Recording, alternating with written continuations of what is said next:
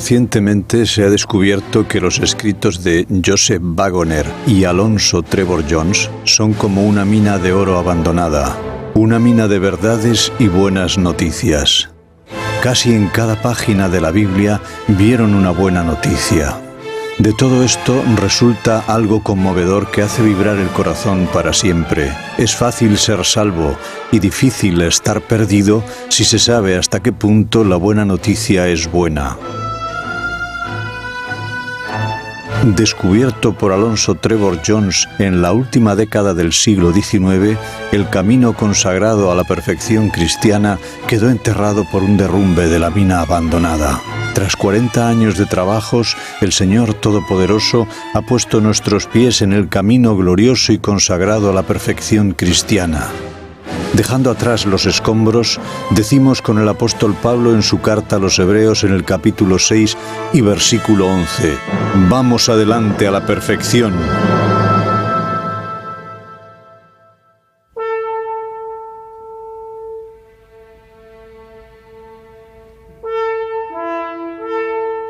Hecho de mujer.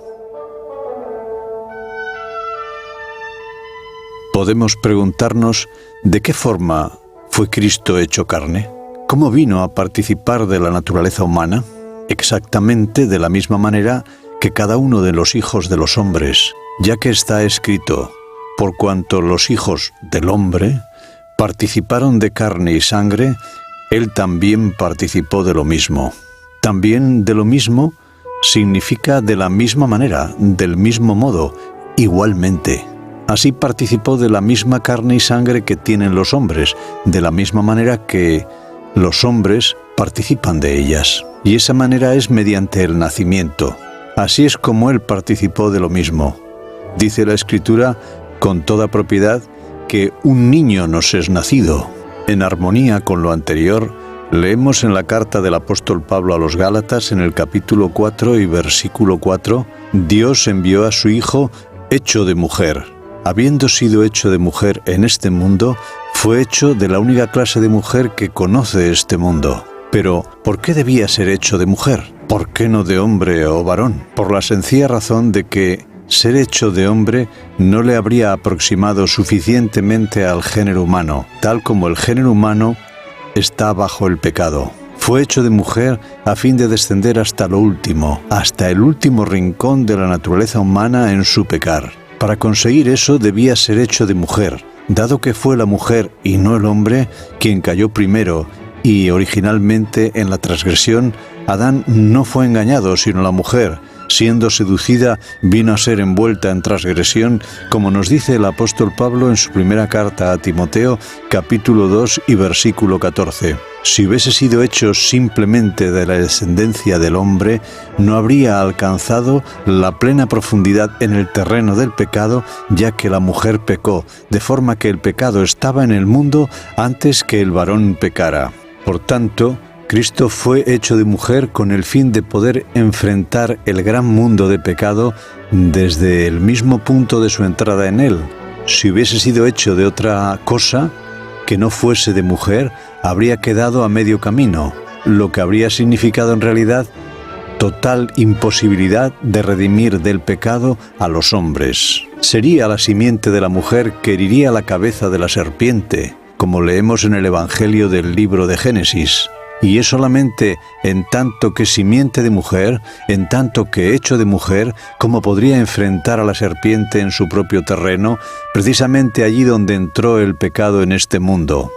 Fue la mujer en este mundo quien se implicó en la transgresión primeramente. Fue a través de ella como entró originalmente el pecado. Por lo tanto, para redimir del pecado a los hijos de los hombres, aquel que sería el Redentor debía ir más allá del hombre, a encontrar el pecado que estuvo en el mundo antes que el varón pecara. Por eso Cristo, que vino para redimir, fue hecho de mujer. Siendo hecho de mujer, pudo seguir el rastro del pecado hasta los orígenes de su mismo punto de entrada en el mundo, a través de la mujer. Y así, para venir al encuentro del pecado en el mundo y erradicarlo hasta exterminar su último vestigio, es de lógica que pudiera compartir la naturaleza humana tal como es esta desde la entrada del pecado. De no haber sido así, no habría ninguna razón por la que debía ser hecho de mujer. Si no fue para estar en el más estrecho contacto con el pecado, tal como está en el mundo, tal como está en nuestra naturaleza humana, si hubiese sido posible separarse en el más mínimo grado de él, tal como le encontramos en la naturaleza humana, entonces no tenía por qué ser hecho de mujer. Pero dado que fue hecho de mujer, no de hombre, dado que fue hecho de aquella por quien el pecado entró en el mundo en su mismo origen, y no del hombre que entró en el pecado después que éste hubiese ya entrado en el mundo. En esto se demuestra, más allá de toda posible duda, que entre Cristo y el pecado en este mundo, y entre Cristo y la naturaleza humana tal como está bajo el pecado en el mundo, no hay ningún tipo de separación, ni en el más mínimo grado. Fue hecho carne, fue hecho pecado, fue hecho carne tal como es la carne, precisamente tal como es la carne en este mundo, y fue hecho pecado precisamente como es el pecado. Y todo eso fue necesario con el fin de redimir a la humanidad perdida. Separarse en lo más mínimo, en el sentido que fuese, de la naturaleza de aquellos a quienes vino a redimir, habría significado el completo fracaso. Por lo tanto, en cuanto que fue hecho bajo la ley, porque bajo la ley están los que vino a redimir, y que fue hecho maldición, ya que bajo la maldición están quienes ha venido a redimir, y que fue hecho pecado porque los que vino a redimir son pecadores, vino a sujeción del pecado. Precisamente así debía ser hecho carne, y la misma carne y sangre, porque son carne y sangre aquellos a quienes vino a redimir. Y debido a ser hecho de mujer, porque el pecado estuvo en el mundo al principio, por y en la mujer. Leemos en la carta del apóstol Pablo a los Hebreos en el capítulo 2 y versículo 17. Debía ser en todo semejante a los hermanos, por consiguiente, es cierto, sin ningún tipo de excepción. Si no hubiese sido hecho de la misma carne que aquellos a quienes vino a redimir, entonces no sirve absolutamente de nada que se hiciese carne. Más aún, puesto que la única carne que hay en este vasto mundo que vino a redimir es esta pobre, pecaminosa y perdida carne humana que posee todo hombre, si esa no es la carne de la que Él fue hecho, entonces Él no vino realmente jamás al mundo que necesita ser redimido.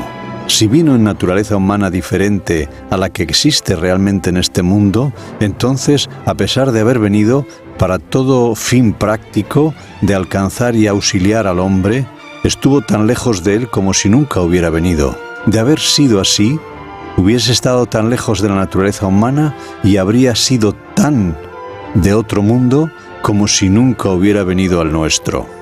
No hay ninguna duda de que Cristo en su nacimiento participó de la naturaleza de María, la mujer de la cual fue hecho. Pero la mente carnal se resiste a admitir que Dios, en la perfección de su santidad, accediese a venir hasta la humanidad allí donde está en su pecaminosidad. Por lo tanto, se ha hecho esfuerzos para escapar a las consecuencias de esta gloriosa verdad que implica el desprendimiento del yo, inventando una teoría según la cual la naturaleza de la Virgen María sería diferente del resto de la humanidad, que su carne no sería exactamente tal como es el común de toda la humanidad. Esta invención pretende que por cierto extraño proceso, María fue hecha diferente al resto de los seres humanos, con el particular propósito de que Cristo pudiera nacer de ella de la forma que les convenía. Tal invento culminó en lo que se conoce como el dogma católico de la Inmaculada Concepción.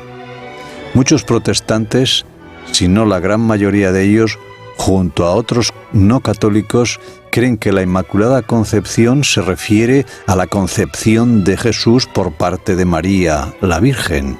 Pero eso es un craso error. No se refiere en absoluto a la concepción de Cristo por María, sino a la concepción de María misma por parte de su madre.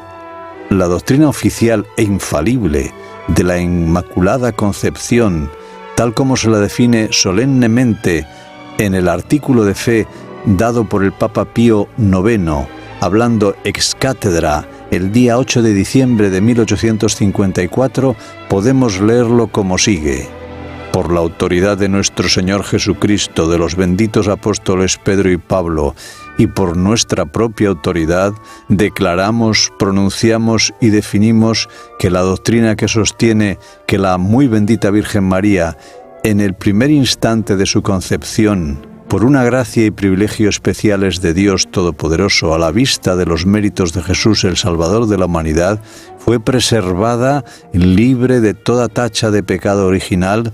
Es una doctrina que ha sido revelada por Dios y por lo tanto debe ser sólidamente y firmemente creída por los fieles. Por lo tanto, si alguno pretendiera, cosa que Dios impida, pensar en su corazón de forma diferente a la que nosotros hemos definido, sepa y entienda que su propio juicio lo condena, que su fe naufragó y que ha caído de la unidad de la Iglesia. Leemos estas palabras en Creencias Católicas Básicas, página 14. Escritores católicos defienden ese concepto en los siguientes términos. El antiguo escrito de Nativitate Christi, encontrado en las obras de San Cipriano, dice: siendo que María era muy diferente del resto del género humano, le fue comunicada la naturaleza humana, pero no el pecado. Teodoro, patriarca de Jerusalén, dijo en el Segundo Concilio de Nicea que María es verdaderamente la Madre de Dios y Virgen antes y después del parto, y fue creada en una condición más sublime y gloriosa que toda otra naturaleza, sea esta intelectual o corporal. En la misma obra Creencias Católicas Básicas, página 216 y 217. Esto sitúa llanamente a María más allá de toda posibilidad o semejanza o relación con el género humano o la naturaleza humana.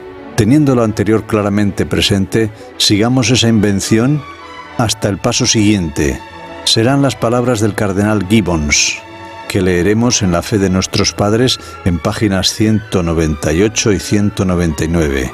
Afirmamos que la segunda persona de la bendita Trinidad, el Verbo de Dios, quien es en su naturaleza divina desde la eternidad engendrado del Padre, consustancial con Él, venido el cumplimiento del tiempo, fue nuevamente engendrado al nacer de la Virgen, tomando de esa forma para sí, de la matriz materna, una naturaleza humana de la misma sustancia que la de ella.